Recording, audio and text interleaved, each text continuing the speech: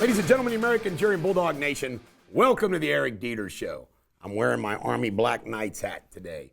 All right, Trump has cut $420 million in contracts through just DEI alone. Now, remember what I have said for years and years and years. People eat at the trough for these contracts. And coming up in pop culture, you're going to hear me explain the most outrageous example that's already been uncovered, $50 million for condoms in Gaza. No more federal tax dollars, according to Donald Trump, President Trump, for gender-affirming care. Amen. The USAID, which is the United States of American International something, got busted for trying to not adhere to Trump's executive orders. So he has suspended some people and he's taken action. If you cannot tell, just in 1 week, 10 days, they aren't messing around. They mean business. They're not going to put up with the crap that they did back in 2016. All right, and the drones. Trump comes out and tells us what it is. How come Biden couldn't do this? It's FAA doing some research and some others. Nothing nefarious. Isn't this awesome? He just tells us. All right, Trump's people, ICE, are looking for the worst of the worst. I told you this, folks. They're not going to deport little old grandma that's here working. They're going after the bad guys. That's what they're going to focus on. And all of America will be appreciative of it. This is great. Trump says, hey, the 90,000 IRS agents they hired all have guns. Maybe I'll send them to the border. That's funny. U.S. nuclear subs are hanging out near China. See, now we're finally giving it back to them. Let's flex our muscles a little bit. 8-month buyouts. Now, with all due respect to President Trump, who I normally support, I think this is great to get rid of the swamp, but why should a federal worker get 8 months buyout? And there might be a good reason, because Trump's people are smart. And then, nobody else gets 8 months buyouts. So I'm curious about that. Netanyahu is going to be the first foreign leader to meet with Trump at the White House. I think it's February 4th. Tim Walz admitted losing sucked. And you ready for this? This is a killer. He says the Democrats are fatigued. Wow. Caroline Kennedy, let me tell you something. Right now, as I'm talking to you, Bobby Kennedy is before the Senate committee on his confirmation for Department of Health and Human Resources. Caroline Kennedy, JFK's daughter, and his cousin released a letter calling him a predator, including claiming that he killed little chickens to feed to his hawks and whatnot. You know what? I don't like that kind of stuff, but that's what they do. That's what hawks eat. It's like giving a mouse to a snake. But I thought of something original on this, which you're going to love. You're going to say, you're right, Bulldog. This woman, Caroline, who has been a Democratic ambassador to Japan, Australia, she sat at the trough. And her son is a crazy guy, Schlossberg. You know what? She called him a predator. Says he'd known him all his life, blah, blah, blah. And the light went off in my head. Predator, Caroline? Let's talk about your daddy. And Bobby's daddy. Tag teaming, Marilyn Monroe, Judith Exner, Mob Girl, Inga Arvid, Spy, Anita Ekberg, Emin Romanich, Mimi Alford, 19-year-old intern, Marlene Dietrich, Pinicho Meyer. By the way, he was famous.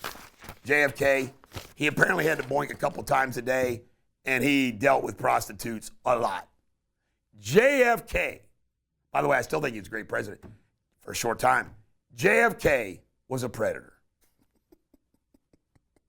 Let's talk about that, Caroline. All right. Pete Buttigieg apparently is considering running for the United States Senate in Michigan. And Jimmy Patronis, you got to love that name. Jimmy boy, Jimmy Patronis, won Gates' seat in Florida, so we've added somebody. Rose Acres Farm, the second largest producer of eggs in this country, I guess maybe behind Tyson. Bird flu, those poor hens. And General Milley, he not only had his portrait removed, he's getting his clearance revoked. He's being downed. He might even get demoted and kicked out. I love it. And Caroline Levitt, this is hysterical. Now, I was thinking about this. I graduated from high school when I was 15, college when I was 19, law school when I was 21. I was Kenton County Republican Chairman 24, Congressional District Chairman 26. Folks, I could do this job too that she's doing. But it's hilarious to see a 27-year-old doing the press secretary thing so much better than the last one. And she's only 27 years old. And if you notice the trend here, what Trump's doing, J.D. Vance, youngest VP ever, 38 years old. Young people all around him. She is the press secretary, 27 years old. He has expanded his base for the future. Coming up next, local news. Here we go with local news. David Yost, the current elected Attorney General of the state of Ohio and running for governor, has issued a statement that Costco better be careful about their DEI policies. He's not going to let it ride. By the way, he's going to be running against Vivek Ramaswamy. I'm going to call some people in Trump world to see what President Trump is going to do.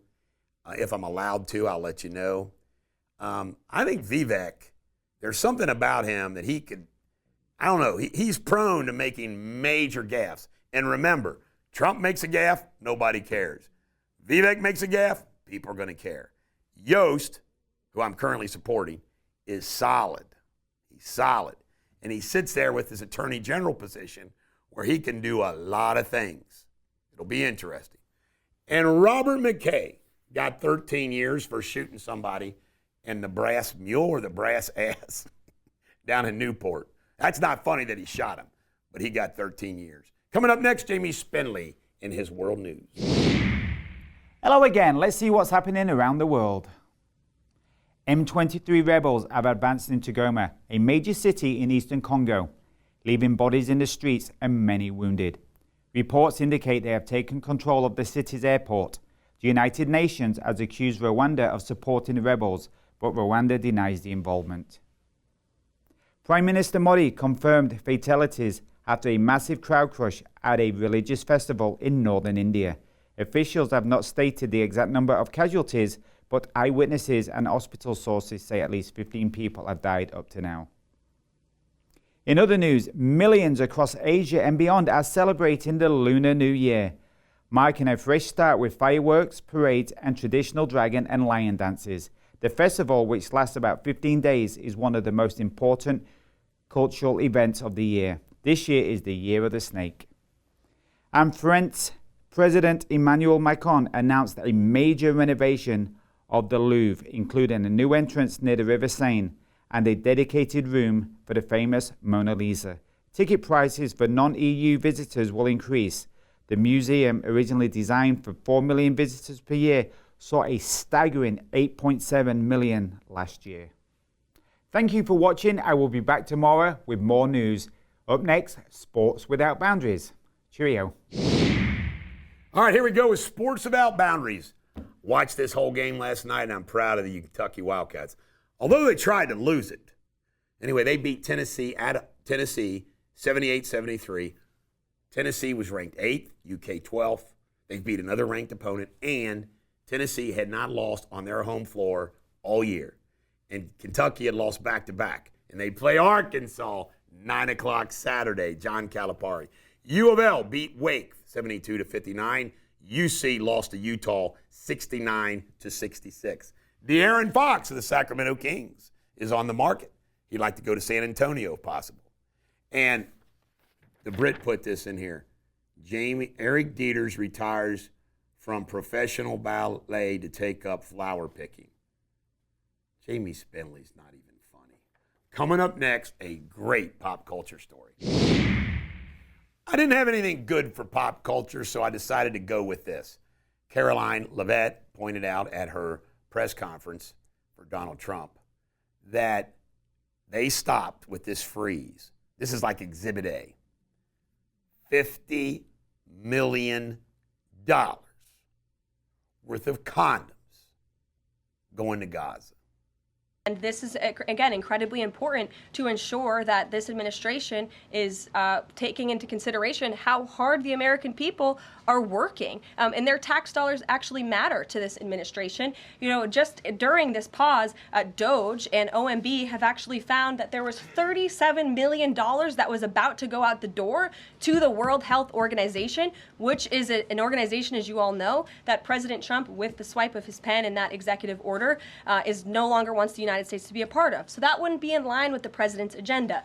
DOJ and OMB also found that there was about to be 50 million taxpayer dollars that went out the door to fund condoms in Gaza. That is a preposterous waste of taxpayer money. So that's what this pause is focused on, being good stewards of tax dollars. I want you to think about that for a minute. Remember the $700 hammers, the State Department? First off, why in the hell would we be sending condoms to Gaza? How in the hell can there be $50 million worth of condoms? And this is the punchline. I will guarantee you, this is another example. Whoever's sending those condoms over there, producing whatever, this is a political favor, slush fund. It's like political money laundering contract. And there are a million of these things, hundreds of thousands of them across the federal government. And Trump putting a freeze gives him a chance to assess and evaluate. It's almost like freeze them, let people bitch and convince you should unfreeze them, and that's the way you'll clean them all up. This is outrageous. And this has gone on forever in our federal government. I would say it's at least gone on,